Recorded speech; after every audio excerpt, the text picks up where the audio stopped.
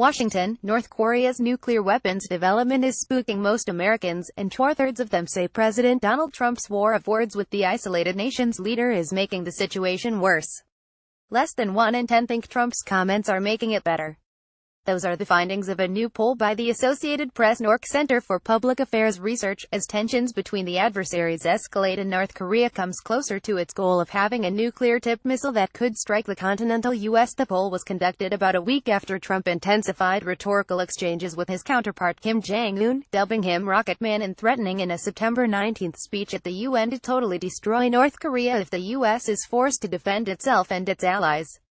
Kim responded with dire threats and insults of his own, calling Trump deranged and a dotard. "The instability of it all makes me very nervous," said Diana Egan, 34, of Los Angeles.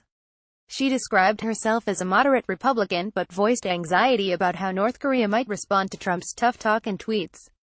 "You don't know where the line is for them, and where they say, 'I'm going to push this button.'"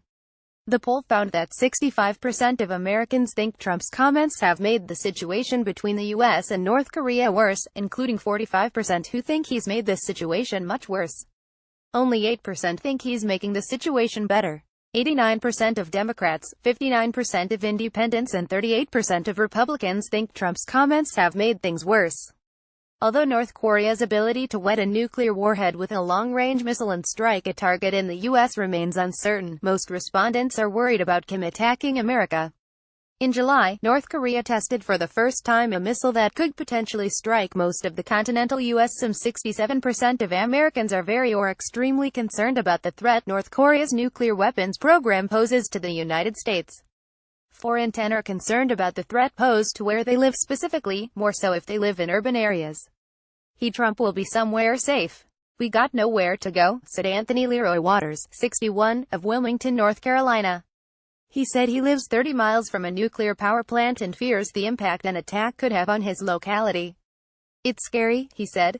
According to the poll, Democrats are more likely than Republicans to be concerned about where they live, 50% to 32%. Overall, 68% of respondents say they are concerned about the threat posed to U.S. territories like Guam, and 69% are concerned about the threat to U.S. allies, such as Japan and South Korea, North Korea's neighbors.